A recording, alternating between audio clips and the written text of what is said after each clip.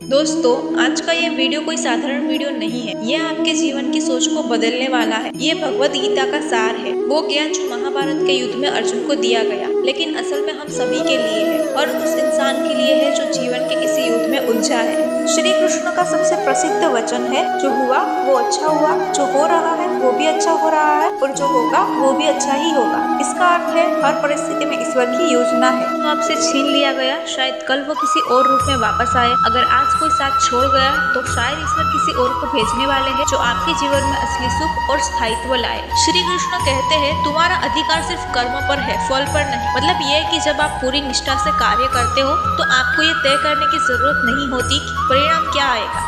आज बहुत से लोग परिणाम की चिंता में ही थक जाते हैं, जबकि श्री कृष्ण कहते हैं, कर्म करते रहो, फल अपने आप मिलेगा। हमारे जीवन में जो लोग चाहते हैं वो किसी रूप में हमारे जीवन में बदलाव लाने के लिए आते हैं। उनकी आत्मा आज भी हमारे भीतर जीवित रहती है। सुख और दुख दोनों अस्थायी है। जब हमें सुख मिलता है हम खुश होते हैं, जब दुख आता है हम टूट जाते हैं। लेकिन श्री कृष्ण कहते हैं, जो आज है वो कल नहीं रहेगा। जैसे दिन के बाद रात आती है, वैसे ही दुख के बाद सुख आता है। इसलिए ना ज्यादा खुश होना चाहिए, ना ही ज्यादा दुखी होना चाहिए। स्थिर बुद्धि वाला व्यक्ति सच्चा ज्ञानी होता है। श्री कृष्ण कहते हैं, अगर तुमने अपने मन को जीत लिया तो वही तुम्हारा सबसे बड़ा मित्र बन जाता है, लेकिन अगर तुम अपने मन के गुलाम बन गए तो वही तुम्हारा सबसे बड़ा दुश्मन बन जाता है। जो लोग सिर्फ इच्छाओं के पीछे भागते हैं, जिन्हें हर बात पर गुस्सा आता है, जो दूसरों की चीजों को पाने का लालच रखते हैं, वे अपने ही जीवन को नर्क बना लेते हैं। श्री कृष्ण कहते हैं, इन तीन चीजों से दूर रहो, वही व्यक्ति मोक्ष के मार्ग पर जाता है। दूसरों की नकल करने की बजाय अपना रास्ता चुनो, भले ही वो कठिन हो। आज लोग कंपैरिजन में जी रहे हैं, लेकिन सोशल मीडिया पर दूसरों की लाइफ देखकर परेशान होते हैं।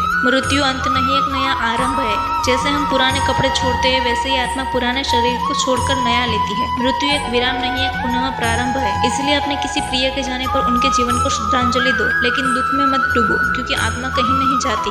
यदि आपके भीतर आस्था है, विश्वास है, तो आप अंधकार से प्रकाश की ओर बढ़ सकते हैं। जो संदेह करता है वो जीवन भर भ्रम में जीता है। श्रद्धा वो शक्ति है जो पत्थर को भी भगवान बना देती है। श्री कृष्ण ने अर्जुन से कहा, ये कायरता मत दिखाओ, उठो, वीर बनो। यही संदेश आज हमें चाहिए। अगर आप टूटे हैं, थके हैं, हार चुके हैं तो उठिए, क्योंकि ये जीवन एक युद्ध है जिसे डरकर नहीं, हिम्मत से लड़ा जाता है। ऐसे ही वीडियोस के लिए चैनल को सब्सक्राइब करना बिल्कुल ना भूलें। राधे राधे।